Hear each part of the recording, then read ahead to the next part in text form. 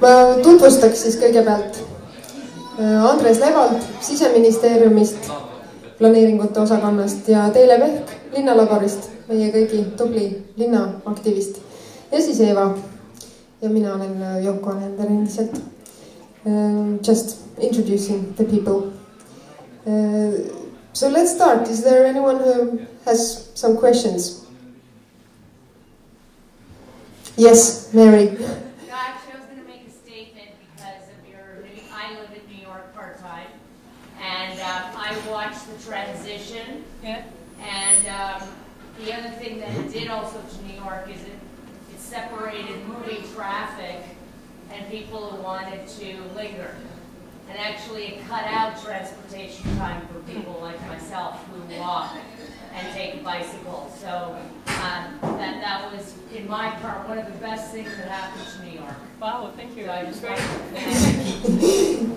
Ühesõnaga siis Mary, kes elab pool aega New Yorgis, kommenteeris ja kinnitas seda, mida Ewa siis sellest Times Square'i muudatustest tutvustas, et see tõesti tegi liikumise aja lühemaks, sai kiiremini ühest kohast teise ja et see oli üks parimaid asju, mis New Yorgis viimasel ajal toimunud on. Aga publikust on veel midagi küsimusi. Can it be done here? Yes. Do you think it can be done here? It should be done here. And fast. Yes. And fast. So we should. So I think to comment or to put it in a local context, I think we are in the beginning of this also this change of thinking that you also mentioned.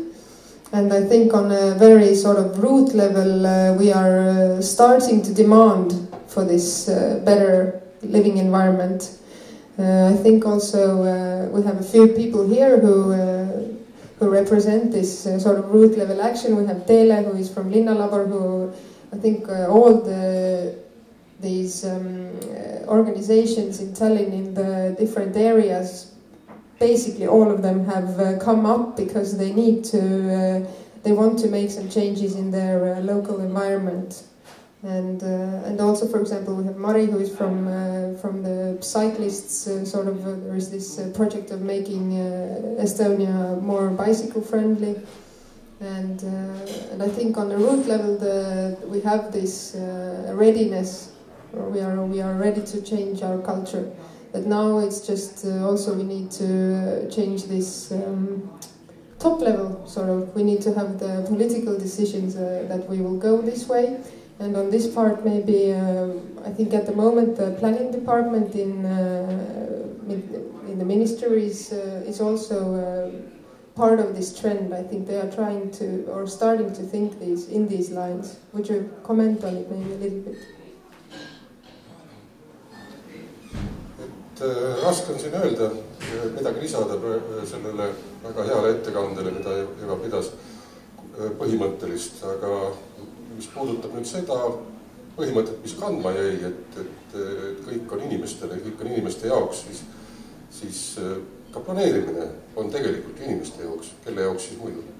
Ja kui need põhimõtted, mis on mitte ainult üldistena välja toodud, vaid väga heade näidetega, et ühest või teisest linnast, kus on ta kiiremini või aeglasemalt sündinud, siis Tallinnas tegelikult sünnib samuti.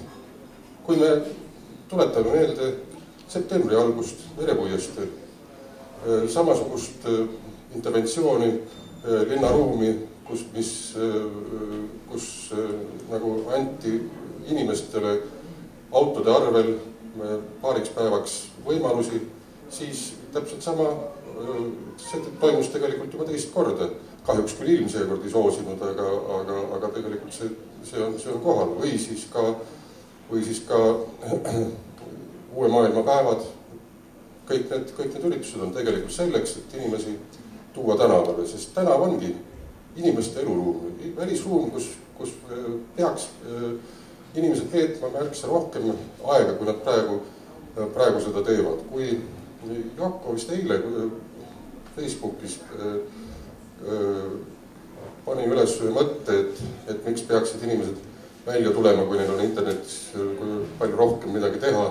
Et tõsi ta on, aga selleks tegelikult peamegi vaeva nägema, et inimestel võiks just nimelt väljas midagi teha ja et nad elaksid vähem virtuaalselt ja rohkem reaalselt. Do a short run-up for you.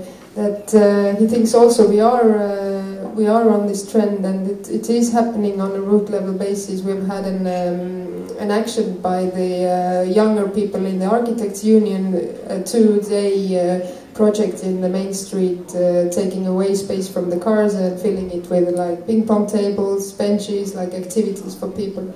So it is a coming thing, and also to sort of fight a little bit against, to invite people to be in the streets, which is the normal environment for them, instead of only being in the internet, basically.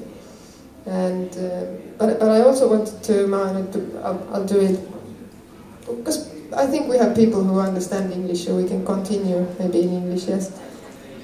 Oh, okay, Teele, please. Yeah, I also want to comment that we need this thinking on the decision makers level. I think it's slowly coming already. I've met some skeptical small young girls here in Tallinn as well on the top level. A few days ago I was in a workshop concerning the harbour area. And the harbour area, like the central seaside in Tallinn, it's cut off. You cannot access it unless you go to the boat.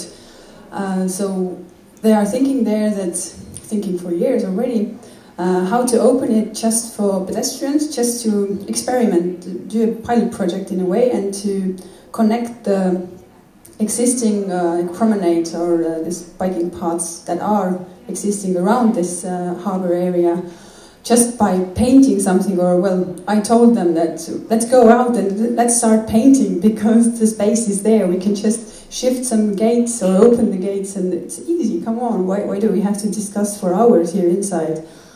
And, well, basically, yeah, something will happen. Something like things are happening. And when I mentioned that, yes, this Gale's philosophy that when they are very skeptical landowners and these big business owners, and yes, but where do we put the cars? And then like all the businesses, they need car access as well. And I was like, well, you know, it's proven already that if the speed of the street is lower, then it's better for small businesses and everything you said. And then the main architect of Tallinn was like, yes, this is true. Teele is telling the truth, and we know that this is good. So there are small shifts. We can also see some red paint on our car streets as well for bikes. It's very fractured at the moment still. This is not, especially in the center, it's very difficult to bike. What we need, yes, we just have to do it. We have to conquer the bus lines and to get the right to ride on the bus lanes as well. Just, well, I don't know, let's go out and start doing it. I think still we need a little bit of a wider vision, in that sense that we need to do a bit more on the same time. We need to actually, or at least how I see it in an ideal way, we sort of take the area we focus on, because we can't do all of Tallinn, of course. We focus on the inner city where you can live without a car. And we invite, for example, Gale architects, and together with the local sort of knowledge, make this plan of how to do and what we set as our goal, which percentage we want of each transport mode. And we also need to invest a lot in this education and in this software you were speaking about, because I think all of us probably agree. That's why the discussion is maybe even a little bit hard to foster, because we all agree, we all think this is how it should be done. But I think in the general public still we face a lot of this. You were also talking about, you see it in every city, that we love our cars and the businesses won't boom. So I think it's a lot about information. Yes. Yeah, the climate, exactly. All these issues, and I think that we shouldn't be so naive that we think that we just need the hardware, sort of. I think we have a lot of problem with the software as well. Can I say something more? I think Tallinn is very full of potential, because Tallinn is not ready-made. Like this is not a well-designed, like this square here. Like, there are very few places like that, unfortunately, sorry. So there's so much potential for temporary use, for different like inspiring places that you can define the function for yourself. It's a little bit like Christchurch after the earthquake. Bombing. Still. Yeah, it is a bit like that. And the Capital of Culture year in Tallinn in 2011, we were the European Capital of Culture. It proved that we usually are very afraid of the private land, or there are these fences, but that year proved that it doesn't matter. People who use the space, they don't care if this is a private land, where it ends, where the public space starts, it doesn't matter. And we don't need to design very fancy public spaces so that people can just linger and just stay there. We can use all the space that is around us. We had this Urban Installations Festival, and it's very much focused on the central seaside, which is a wasteland, and which is very often a like closed off area, that we don't sense that we are a sea town. Also, I want you to, Ewa, to comment maybe a little bit the New York story. Of course, it looks great, but would you maybe bring out like a few of the biggest problems? Because I'm sure there was a huge amount of problems also doing these crazy things. Well, I think that one thing that was discussed a lot was a fear of blowback. You know, we had lots of strategies, for instance, for creating a better bicycle network or a bicycle strategy, because it's a perfect city for bicycle. It's dense, it's flat, you know, you have so many people within bicycling distance. But because there already was a great conflict, not only between bicyclists and car drivers, but bicyclists and pedestrians in particular, they were very scared of pushing that too hard, because they said that it's really important that what we do now, the first step needs to be a success story. Because we risk having what they call them blowback, where people would turn against this and not wanting any change. And I think that it's important to find, you know, the low-hanging fruit. Where can we do something that we think is going to be a success? And then connect those so that whether it's a temporary thing, that it doesn't become a temporary thing, but it's part of a long-term strategy. It's part of not one thing, but more acupuncture issues. Because I think we need to lift these temporary and local initiatives on a higher level. We need to see them as more important than sometimes we look at them as, yeah, that's great, you do all these things, so we don't have to do anything. You know, and in New York, just going through with that particular project was, of course, I mean, in every, whether it's government or municipality, there are a few Mr. or Mrs. No people. And I think the key in this case was to find what's in it for them. What can then they gain out of this transformation? How can they actually change their mindset? It was all about changing mindset. And Janat Sadikan, who ran Department of Transportation, and the city of New York is not divided in different municipalities. It's one municipality. So I think she has, 10,000 people working for the Department of Transport. She said that this is like a tanker, like this boat tanker. It's really takes a long time to shift course. But if you can just make like a few degrees shift, it will start to turn. So it's a matter of also, I mean, again, who's driving the boat, but I think it was also a project that was managed very carefully by the city itself, knowing who to talk to at what time, not to get this blowback. Not even, I mean, there were so many points in the project where it could have been killed before even being realized.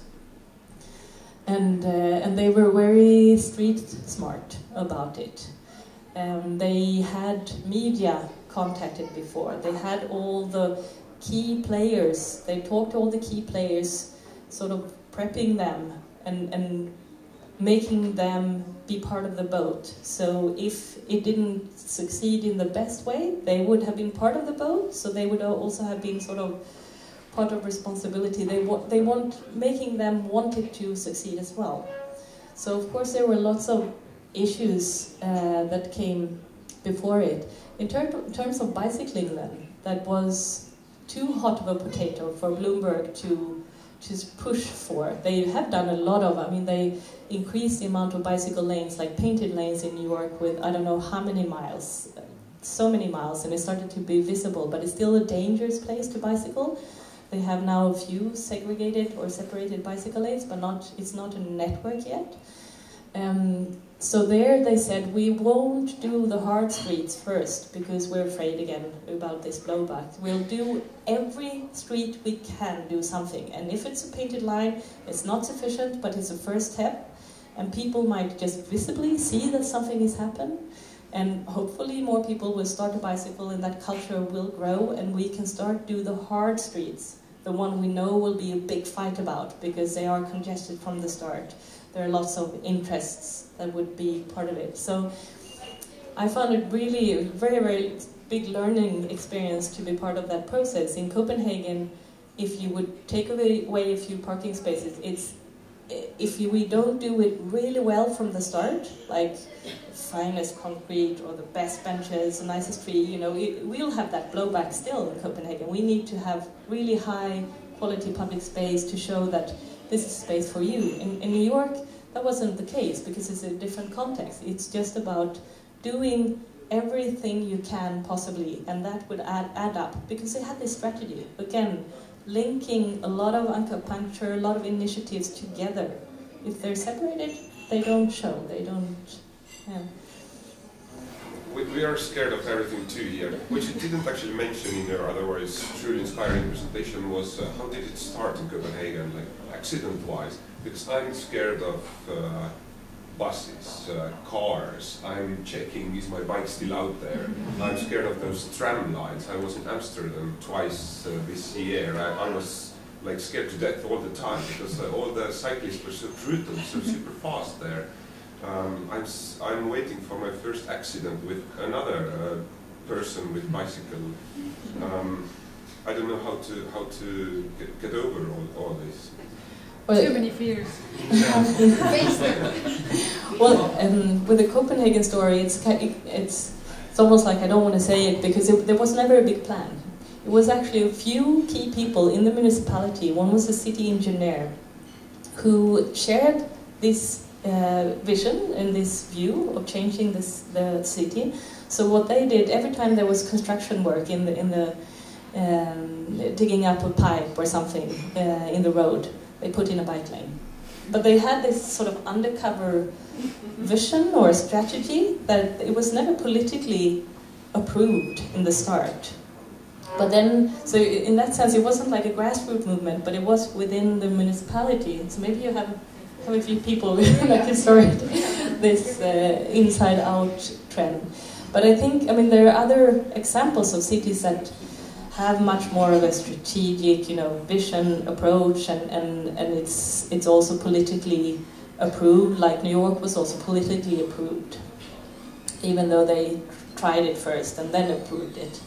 So there are different ways, but Copenhagen was actually a few key people that actually were part of the actual transformation of streets, and they just started it.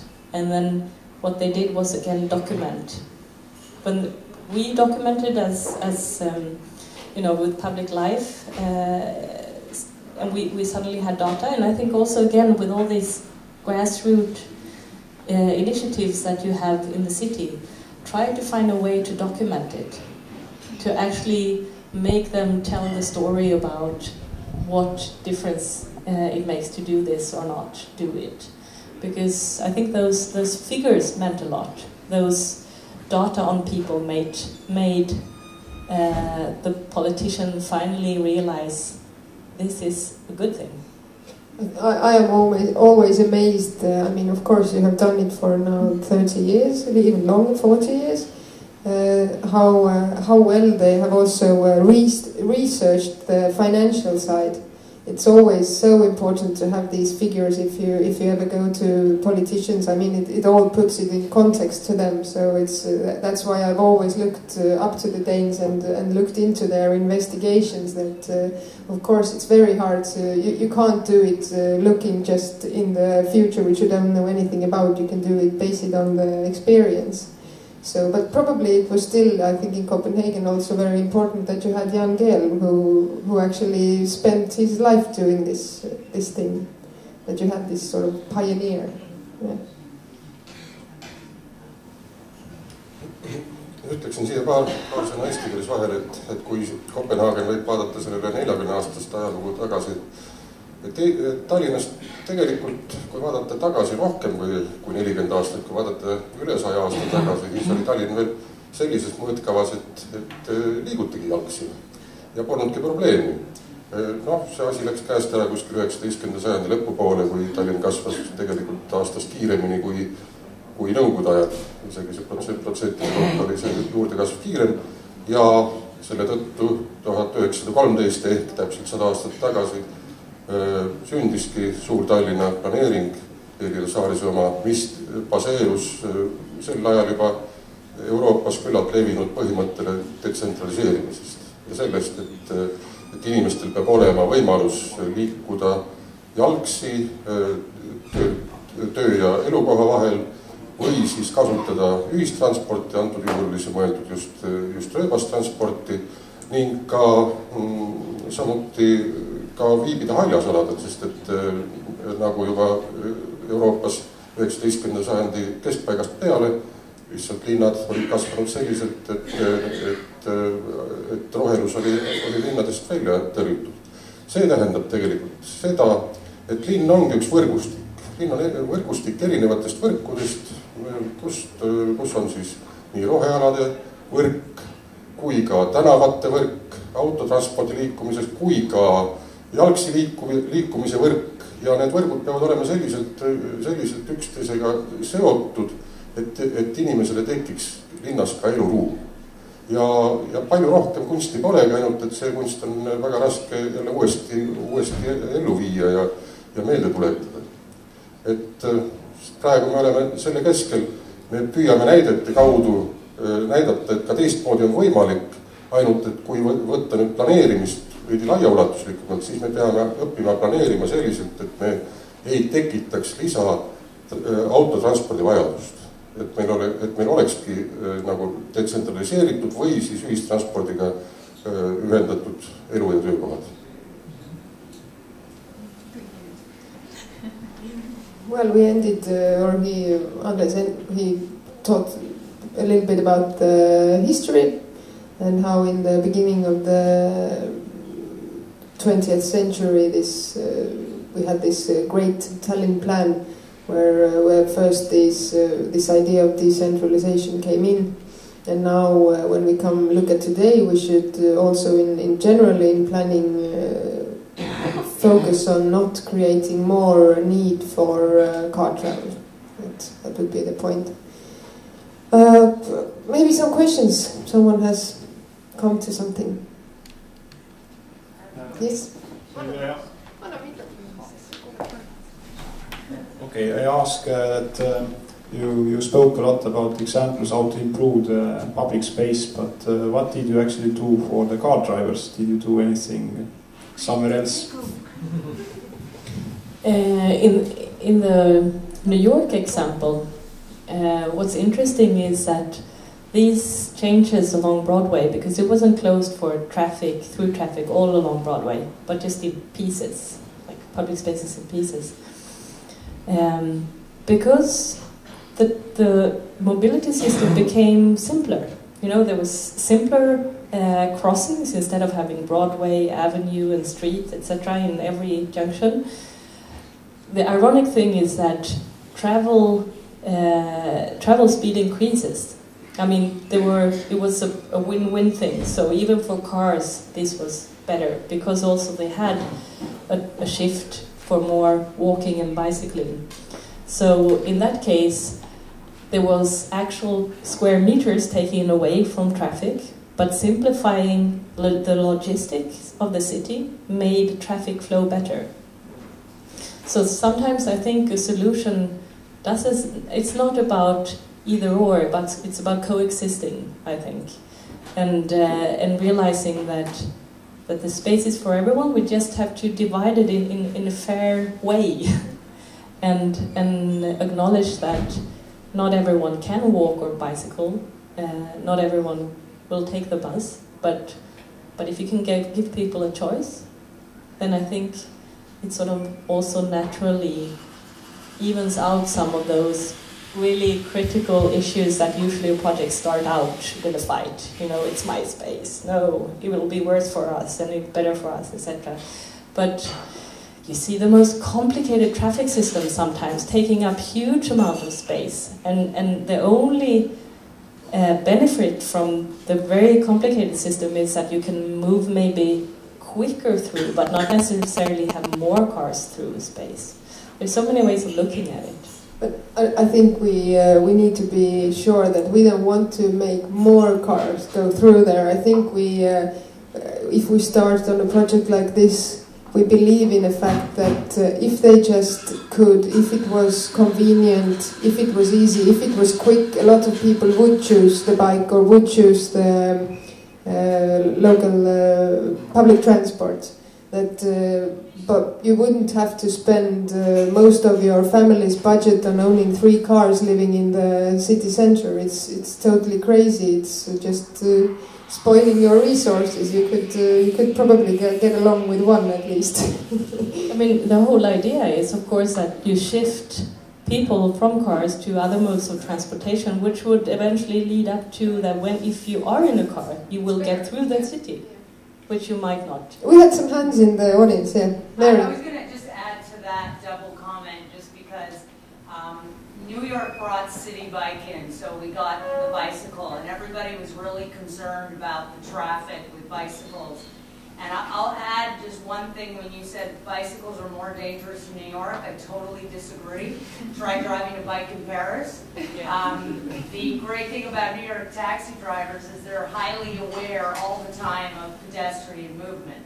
But when the bikes got put in, a tremendous amount of people stopped taking taxis, like myself. Because I would take a taxi to go downtown to uptown or to a meeting. Now I just jump on a bike and roar, and you can park them anywhere. So it's actually decreased traffic jams. And so actually I think that other modes of transportation are very important to improve transportation for people who do need to commute in cars. Yeah, I think I wasn't clear, but it wasn't that there was more traffic flow, it was just a better flow of the existing. And you guys were mentioning like weather, and it seems that you always blame the weather. And I was living in Canada that has very aggressive winter, like Estonia. They didn't seem to have use that as a rationalization or an excuse. So I'm wondering why you guys use that as a rationalization and excuse. I'm afraid here in this local we don't. Other people in Tallinn will do. We are the good ones, you know. we just drink more. Yes. No, but I think that's the part, the educational part. I was also thinking about Alari's comment on these fears. I think always you can conquer fears only with education. I mean, you need to know your rules, your biking rules. We need to teach the kids how to drive. But of course, today it's very hard because they can probably only drive in the park because the mothers don't allow them. But why they drive so fast in Amsterdam? Because they all know the rules. They don't have this fear. I think that's probably a lot of this, and also this parking system. I think that's one of the hardest points at the moment in Tallinn. There is no place to park safe with your bike. It's really a big problem. Even maybe a bigger problem than finding a place where to ride. It's this parking and parking safe. I think safety for bicycling is a key thing. We worked with a few cities that have managed to pop up bicycling to maybe 2%, 2.5%, but not until they built the separated bicycle lanes, they could actually increase that. Because I think you can get people that dare to be part of traffic, like yourself, to bicycle, but you wouldn't get a kid. You wouldn't get grandma out there unless it's very safe. Yeah. So, yeah. I have a question regarding London. Do you happen to know how happy they are with their coexisting bus and cycling lanes? Yeah, we saw, I just explained a little bit, we saw in London a lot of these, I know it's not all of them, but very many of the bus lanes are very clearly marked that it is for bikes and for buses. It actually says bikes, buses. I don't know how happy they are, and I think you brought up Paris as well. They launched their big bike share program, and it was on the bus lanes you were supposed to drive. I don't think it's a long-term solution that is very good, and especially not if you don't have a very good, a lot of really careful bus drivers that want you to be in the lanes. And electric buses, not smelly diesel. Yeah. So, but I couldn't tell you. I don't have any facts. I just think that it might be a temporary solution, but maybe not a good one, because then suddenly you think you have solved the problem. You have space for bicycles, so why even trying anything else? It's not sustainable in the long run if you think that bicycling and public transportation should increase, because suddenly you won't be able to coexist. So I think, the very best solution is really being serious about giving space to bicycles that are for bicycles. Yeah. Any more questions? Nobody wants to drive a bike in a bus. Ma küsiksin eesti keeles. Ma tõlgin, jah. Et kas nemad on enda töös püüdnud segmenteerida seda autokasutust, et näituseks enne kui mainiti, et Tallinn on väga lame ja hea mitte autokasutamiseks, aga tegelikult on vastupidi, et me oleme välja venitatud nagu liblikad ja autokasutusi on erinevaid. Et mina olen ise enda elus läbi teinud nii selle, kui kasutanud siin kesklinnas ratast. Aga ma olen ka käinud näiteks linna ääres kaugemal töörattaga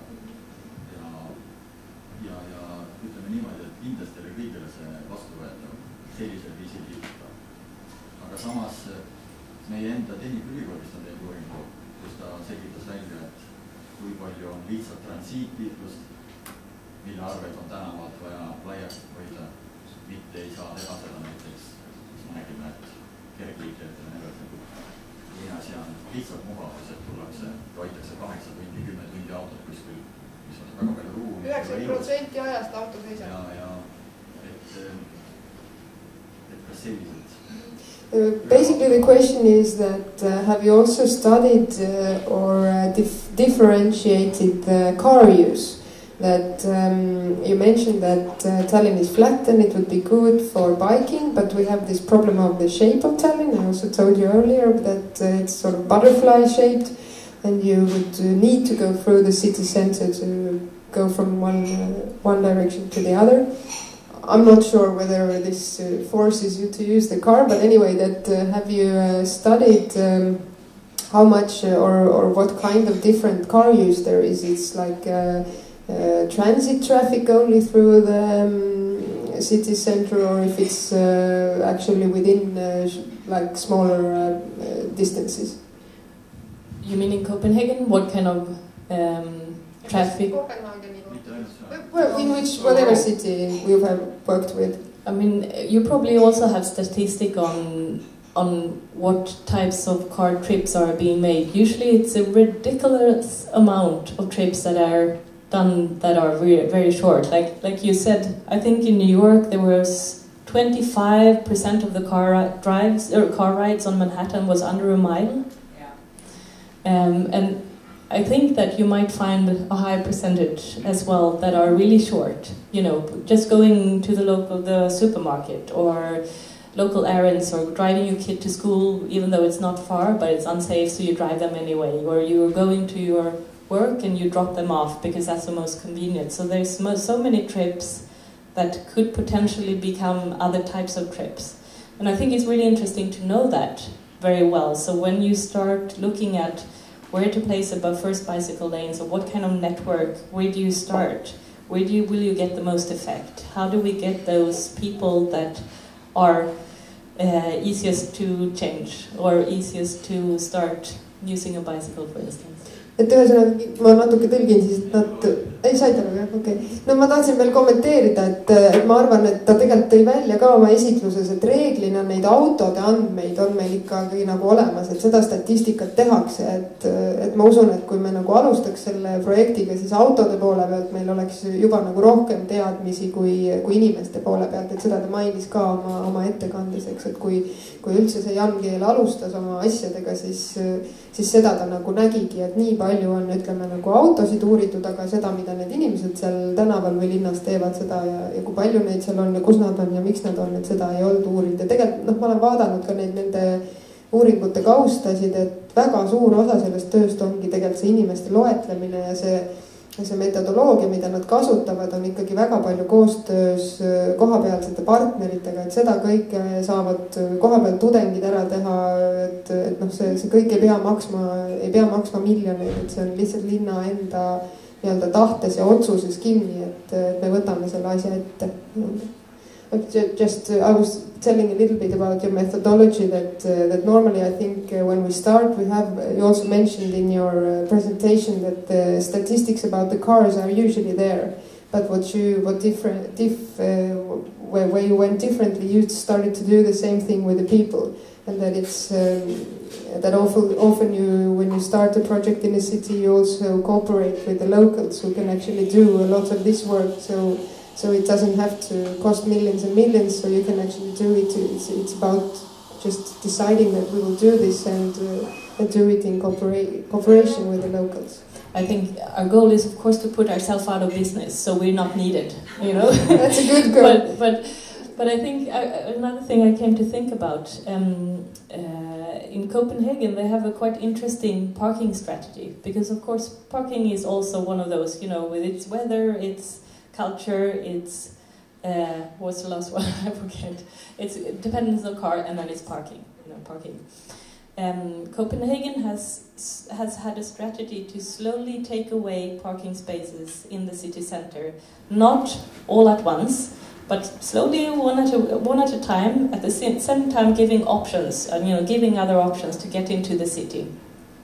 But what they've done is that they say that we want also that it should be easy to find a parking space in the city, and this sounds very contradictory. But what they do is that they have these parking meters, so they raise the price so that there's always a 10 to 15% of free parking spaces in the city. So and they make it really cheaper if you stay short and really expensive if you stay long time. So the philosophy is that if you need your car, if you will buy something big and you can't take any of your bicycles, you should be able to find a parking space in the city. You'll pay a hell of a lot, so you'll stay very short time, and then you'll make space for another one. So again, it's not always either or, but it's trying to find a way where also someone that needs a car, for instance, shall find a place to park. And this has worked quite efficiently. Ma arvan samamoodi, et tegelikult üks suur muutus tuleks, kui hästi pikaajaline parkimine, mis on tihtilugu tegelikult ainult mugavusega põhjendatud.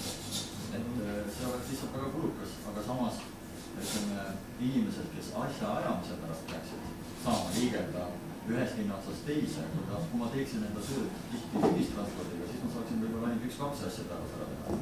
No see on nüüd juba ühistranspordi küsimus, see ei peaks nii olema. Ühistransport oli kindlasti vastavus igasse punkti jõudmiseks. Et palju on ju kirjeldatud eriti inimeste poolt suur sõjamäele minek. Et see võtab väga-väga palju aega näiteks. Aga ühistranspordi igal poole ei saa minna, et kui lõpuks on meil trammid ja trollid, kus on ainult 1-2 inimest.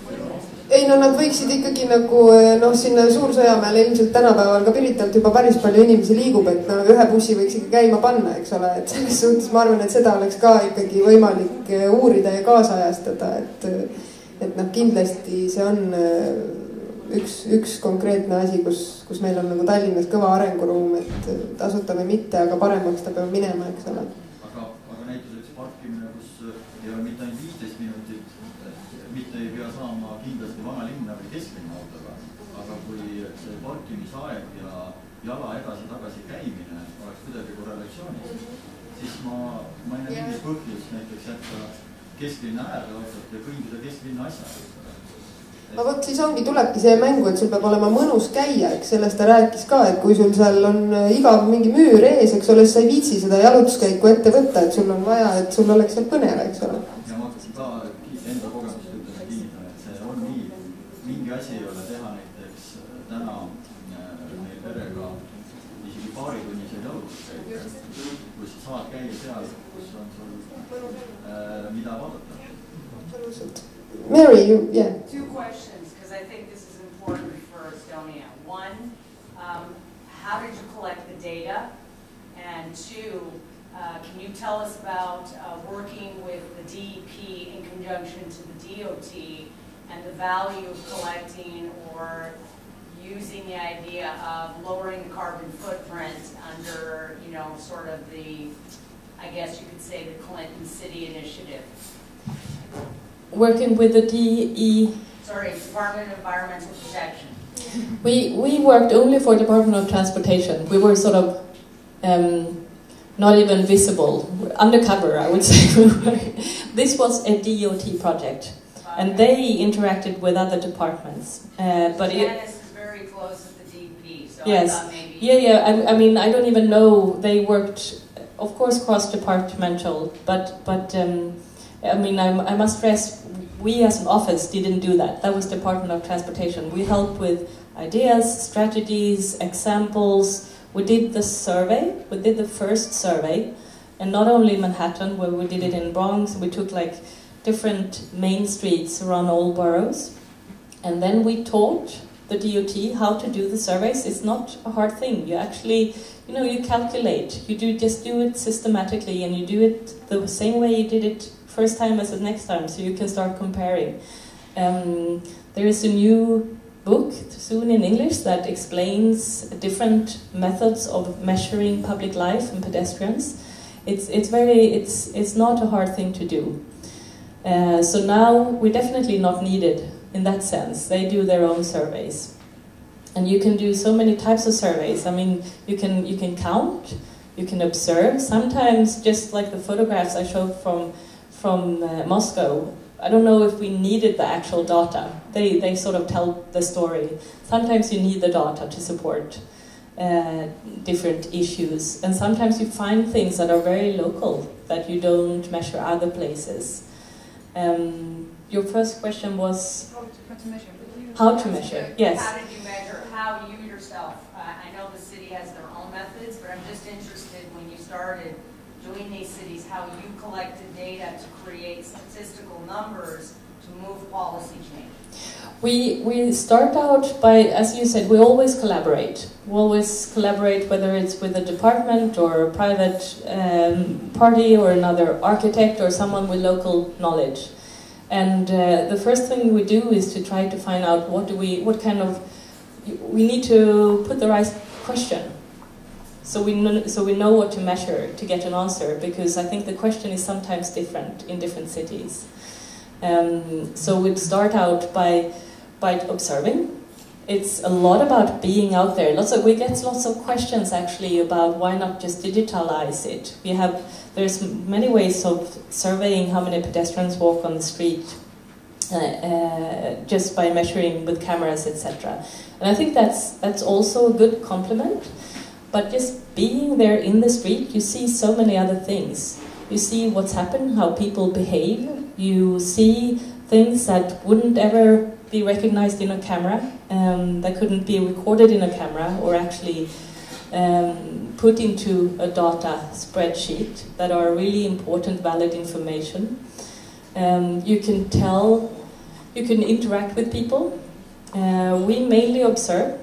But of course you can add a lot of layers to whatever survey you do. And I think, again, first thing is to see what is a question. What is a question we want to have answered? And then you find the methods to answer that. Maybe it's not calculated, maybe it's something different. So, I think, Ewa, what you're doing, you're basically stating the obvious, what the gay architects are doing. But your work, I have followed it and I've heard your presentation for a second time already. It's convincing the policymakers, I think. And it's, you're stating the obvious by collecting the data, but everybody knows that biking is healthy, it saves money, it's good for the environment. I'm not sure everyone knows. But the way you work, I think that you engage the local activists or different groups, you basically empower them, I think, that there are these crazy bikers everywhere, in every town, in every city, these crazy neighborhood associations, different groups, and crazy expert organizations that are not being heard by the municipality or the city government. So I think, yeah, you come with your well-acknowledged reputation and all this years and years of experience, and you basically empower the local resources. So thank you for that. Thank you for that. Yeah, my question is related to economic efficiency. In spring we heard from one of the leading Estonian planners that you can't fight with economic aspects of planning. This means that industrial districts have to be in one district, residential quarters have to be in another, and also then the business is somewhere between. And this is the thing you can't fight, and therefore we have nothing to talk about mixing these different modes or types. And at the same time, developers, and I could say that Estonia has been thinking about economic efficiency for the last 20 years, and income returns are the most important things for developers, and they calculate based on this. So how have you managed to solve these economic efficiency issues in other towns, or have you had any such discussions? Well, I think there are lots of studies that show the absolute opposite of what you just said. That it's much more efficient if you can mix things, because then you can create synergy effects between different, whether it's users or whether it's energy, whether it's people on the streets. I mean, I think there are also quite a lot of studies that I've seen that shows that a mixed-use environment is not only good for environmental issues but also for economy. Recently I went into this this site that is called Walk Score. Have anyone heard about you? Yes, I heard about Walk Score. You can actually, I think it goes, they have, it's Australia and the US. You can go in and see a neighborhood and see the score you get from 0 to 100. And it basically just measures how close and how many amenities or how many destinations like shops, cafes, etc. do you have within a short proximity. And it's linked to the property developer, because they realize that the higher the score, the better the value of the apartments, the more I can sell my apartment, or more I can get out of my property. And it's that doesn't even take into account the quality of the walk or the quality of the proximity. It's just the very, very facts, how many different types of amenities, work, cafes, kindergarten, schools, you know, name it, do you have within a walking proximity, and that per se raises the value, which would somehow contradict what you just said that they said is the most economic. Yeah, maybe I can add that they said that you can't put a shop, apartment, and then, for example, some small craftsmen in one house, because all they have different transport needs, and therefore you can't bring a big don't say these stupid things. They're wrong. No, I know it's not your opinions. We just need to convince them, but that's why I always stress that we always, when at least people who know a little bit about other countries' experiences, etc., we always need to bring in this financial dimension. And we need to know our figures, and we need to be really accurate, because otherwise we sort of kill the theme. We get this effect that then they don't believe us anymore if we say it wrong once, if you know what I mean. Ja ma tahtsin öelda seda, et üsna palju saab teha välisruumi kasutamise soodustamiseks ka ilma igasuguste liiklusloendusteta, see tähendab lihtsalt anda inimestele võimalusi seal liikuda. Kui tuletada meelde, et hiljutise Euroopa rohelise pealinna Victoria Kastansi üks kandvaid ideid, millega ta selle tiitli sai, oli superkvartalid ja põhimõtteliselt, et need oleks kvartalid, mille sees oleks liikumine võimalik ilma autot kasutamata. Tegelikult on meil need ka Tallinnas olemas, ma mõtlen neid samu palju vastandlikult hinnatud neid uuslinnaosi, Mustamäe, Lasnamäe, Õismäe eriti, millest oli ka Taavi ajal hiljuti üsna palju juttu. Need ongi linnaosad, mille sees tegelikult saad sa väga palju asju ära ajada ilma selleta, et sa autot kasutama ei peaks. Juhul, kui lihtsalt oleksid antud liikumisvõimalused kõigile, et ei oleks äärekive, et ei oleks parkivaid autosid igal pool jalus, et ei oleks loike ja kõike muud, loike ja pori ja kõike muud, siis tuleksid ka need samad väikeettevõtted, sinna samas tuleksid ka teenindusasutused, tuleksid poed ja ütleme nii, et üsna palju tuhandeid sõidukilomeetrid jääks päevas vähemaks.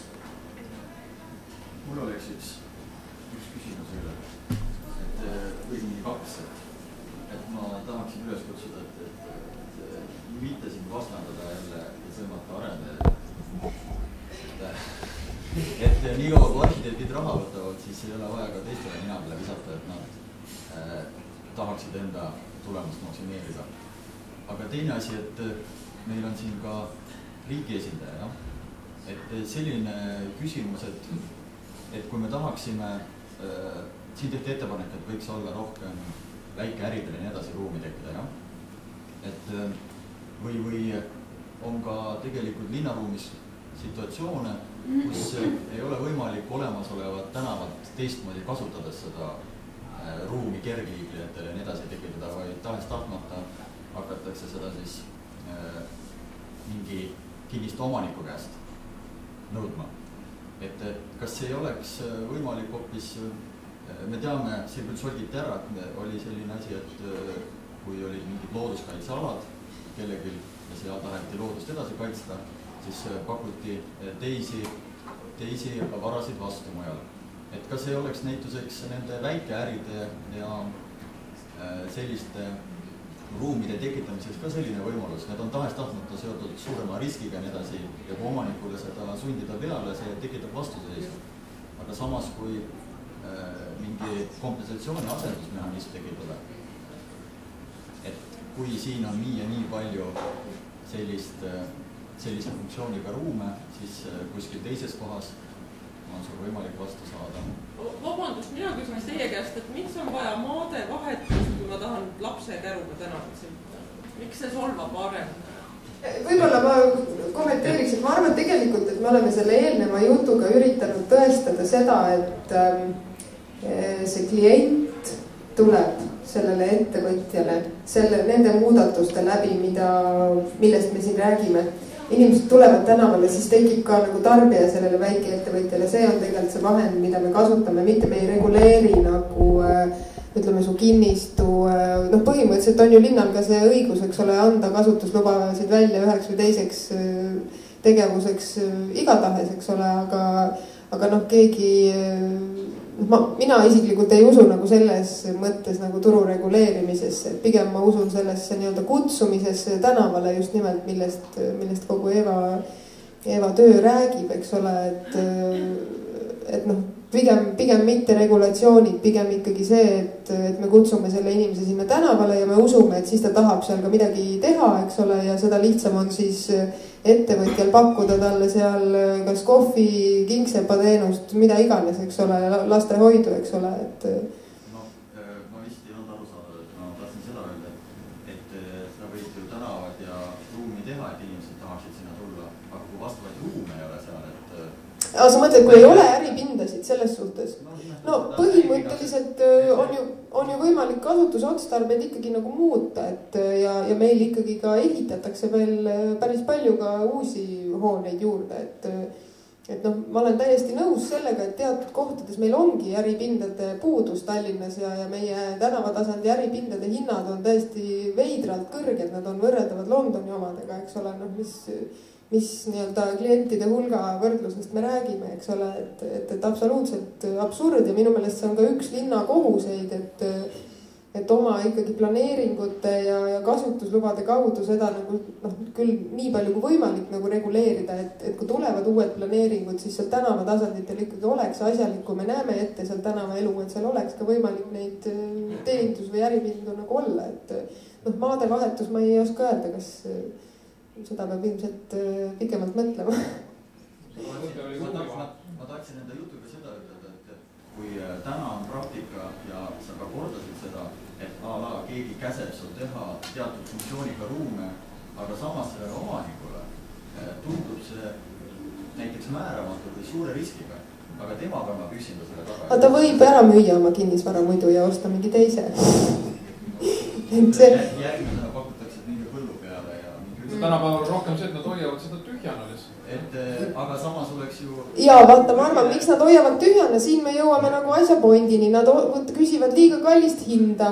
Et jällegi, kui me nii-öelda linna poolt loome need võimalused, kui me loome selle infrastruktuuri, mis need inimesed ehk need kliendid sinna tooks, siis ma arvan, et tekib ka seda nagu suurem nõudlus ja seda parem oleks tal see koht ikkagi välja rentida. Ma tahan öelda, et ei ole liiga kallis hind, sellepärast, et kui te vaataksite nende pindade ühiku hinda rendis ja vaataksite seda tasuvusaega, siis isegi Eesti suured monopolid põlgavad ära sellised ärid nii pika tasuvusajaga. Ei saa ütelda, nad liiga kõrged. Ma arvan, me nüüd, me vist laskume liiga... No, it's a very interesting discussion and just for Ewa to understand, it was about real estate prices. It was that in Tallinn we have too few street level business, small business premises and it's not fair to force businesses there because it's too big of financial risk. I totally disagree because I think the small businesses and public space taken over by active people and by all people of different ages, nationalities, whatever, it's one sign of the society is transforming. We are moving more towards local businesses. We are moving towards living more locally, not taking your child to the kindergarten on the other side of the city and stuff like that. We are like demanding. We are more happy when we're living more locally. This is what Ewa has proved, and this is where the society is going. The era of big shopping centers, well, the shopping center developers, they haven't realized it, but I think it's slowly coming to an end. Like, this is not making us happy anymore. It's probably about the use of time. I think it's still too easy for us to reach them, probably. Too few congestions. Et võib-olla ka sellest, et on see tingitud, et me oleme väga kaua ju arenenud, mis nüüd väga kaua, aga ütleme viimased 10 aastat, kui mitte rohkem arenenud just nimelt nende suurte ostukeskuste suunas, mis on ümber linna, mis nõuavad jällegi auto kasutamist, et sinna kohale jõuda ja ka lisaparkimisplatsi seal, nii et see ongi niisugune maa üsna ebaotstarbekas kasutus. Et Tallinnas tervikuna on rohkem parkimisplatsid all kui terve Mustamäe linnaosa pindala. Aga sealt on väga raske muidugi tuua uuesti seda äri tänavatele tagasi, siis tõesti esialgu see ei ole tasuv, nad ei näe seda tasuvust, on harjutud mõtlema teistmoodi ja see mõtteviisi muutmine on küllaltki raske. Kui vaadata ka neid tänavaid, mis praegu on tehtud, kas või siin Soo tänav või Telliskivi tänav tulevikus või ma küll ei tea, missugune ta küll välja saab nägema, aga tehnika samamoodi ja siis tegelikult seal on küll ruum on nüüd olemas, aga kui vaadata natukese detailsemalt, et ei ole harjutud ka tänavaruumi tervikuna planeerima, projekteerima, et me peame uuesti tulema selle mõtteviisi juurde ka tagasi, et tänav on avalik ruum, mis tahab terviklikku projekteerimist, planeerimist. Et mitte ainult ei projekteerita eraldi auto liikluseks määratud osa ja siis ülejäänud jääb siis nagu jalakäijate juurde või jalakäijate jaoks, vaid seda tehakse tervikuna kõikide vajalike elementidega ja siis tuleb elu tänavale tagasi ilma selleta mitte. ja see võimaldab ka teha sidusaid jalakäiguks või ka rattasõiduks sobivaid marsruute, võrgustikke ja siis tuleb ka võib-olla vanaema ja lapselaps tänavale. Ma mõtlesin veel, I think Ewa Westermark has this theory about these soft edges, that exactly what you also stressed about this eye-level view, that we need to put more focus into this, and this is exactly the question of these street-level business spaces.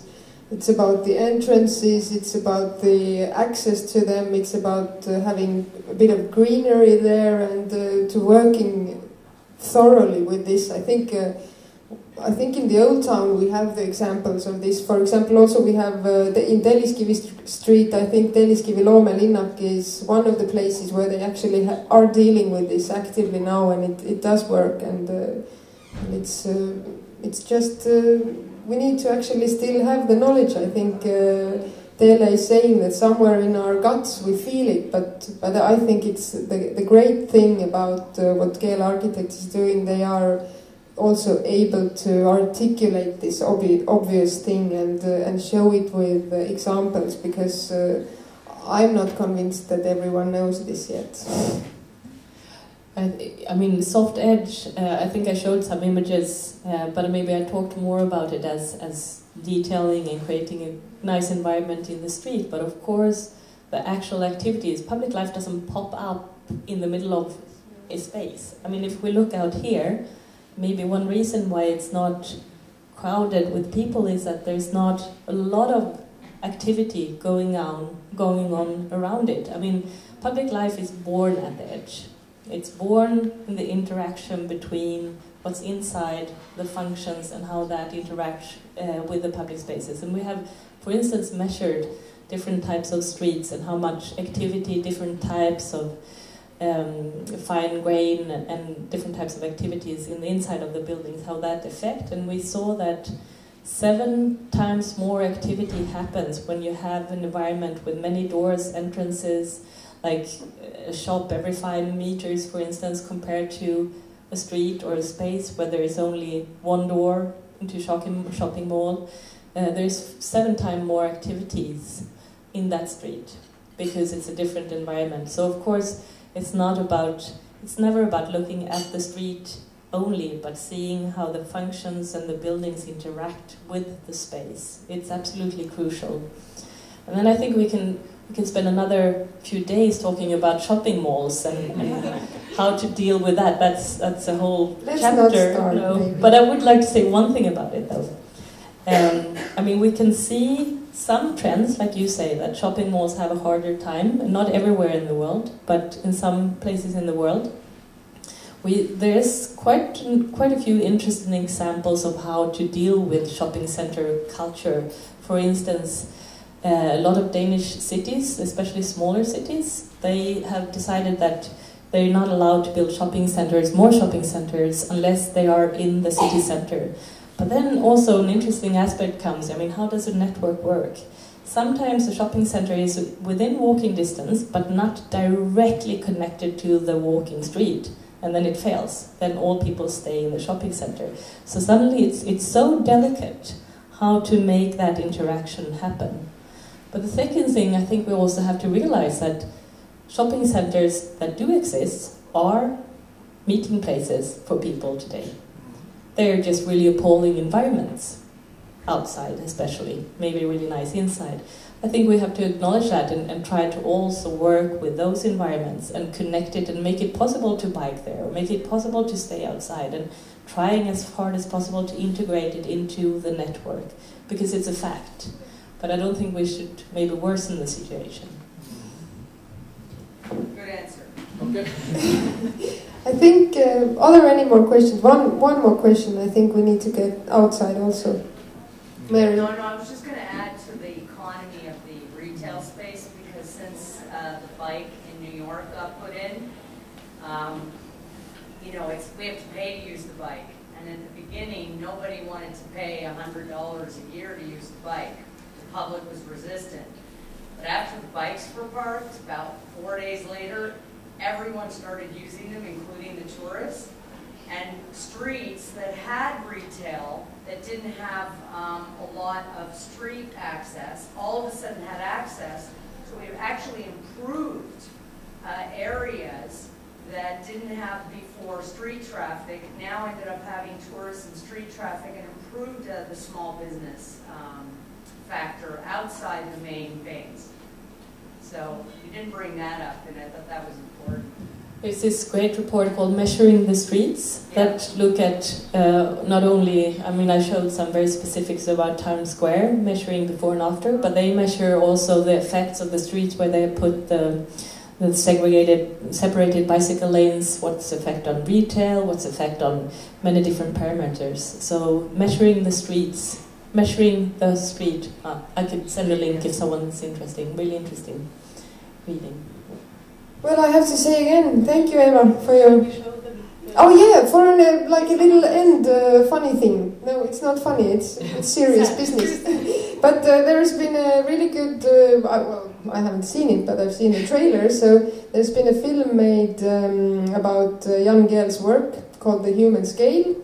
And I just also wanted to stress that the same director who made this film, he also made this Cities on Speed Bogota, which we are showing in Erik's cinema next Tuesday on the 15th in Kino Sõprus, et minge vaadake, see on ka põnev film, aga vaatame lõpetuseks 7-minutilist väikest klippi sellest Human Scale filmist. And it's an independent filmmaker, so it's not a promotion film. The mega city is a reality, and it looks a lot like the visions of science fiction films. Gigacities are soon to be. In the midst of this cold, bleak vision of the future, we have the human being. It is personal, warm, social. Nobody knew that the way we build cities had any influence on lifestyles and people's life. I think we made a lot of the same mistakes as the Western countries have made. We're living in a world that's choked with traffic everywhere, where we've made our own human living environment deadly for people.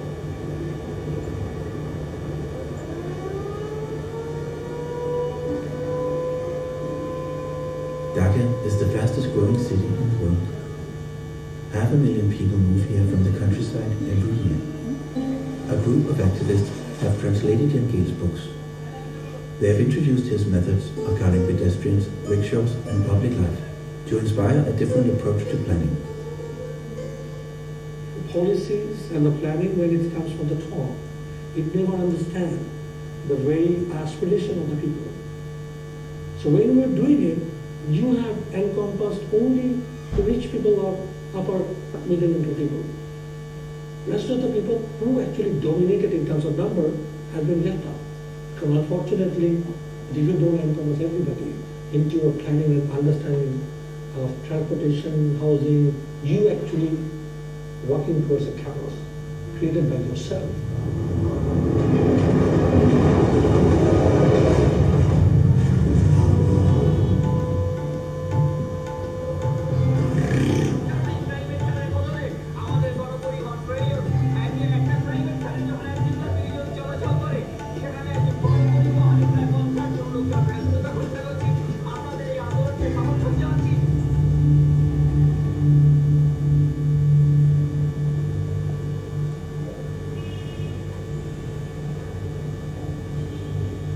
As I see the scenery, city planning has been going on for quite a number of years with a rather incomplete toolbox.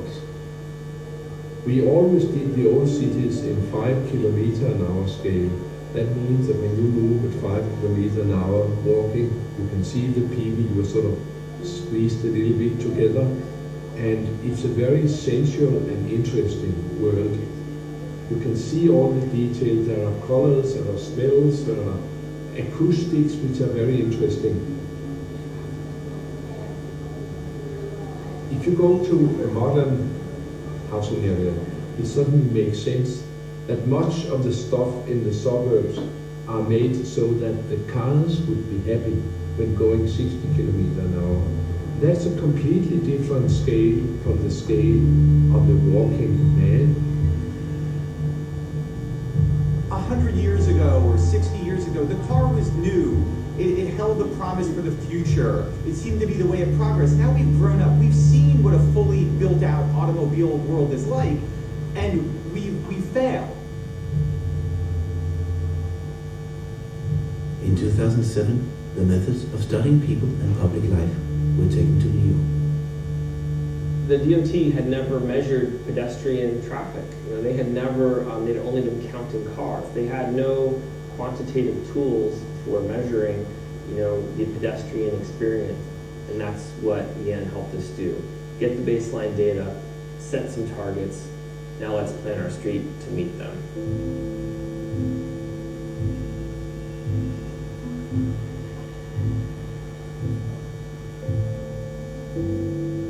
90% of the roadway in Times Square was allocated to cars and only 10% to people. And yet 90% of the people who use the space were pedestrians and only 10% cars. So we needed to change the math. What? Times Square has no square. 89% of it isn't even a square. That's very simple to understand, and you know, people can react to it and demand no place to sit along Broadway. Everyone understands that's a real shame. So we were able to, I think, with some very simple observations, frame them in a political context that allowed everyone to say, you know what, this street is underperforming. This is not worthy of a world-class city.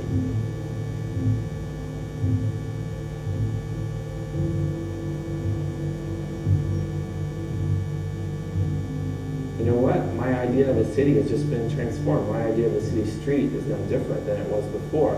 And that's precisely what America needs right now, because we have had this love affair with the automobile, you know, for 100 years, and you know, the oil's running out, and you know, people want a different lifestyle.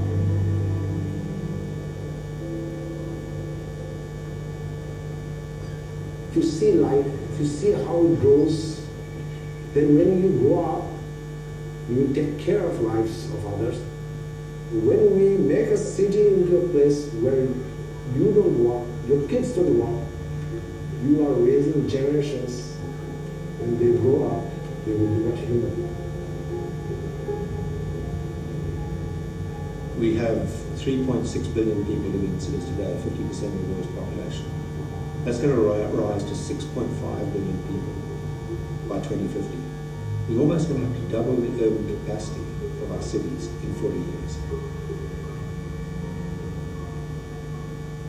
And if we start to address how we make people happy, how we make our cities financially viable, the only way is to look at cities very carefully and understand how they work.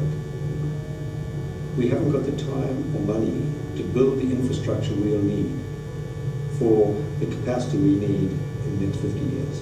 So we'll have to look at our city and start to think about how do you do more with less. So where does the question come in? What is the definition of modernity? What is the definition of being modern? Now we have started the journey, now we are in the middle of the bridge, now I can set up my journey, okay, which way I can go.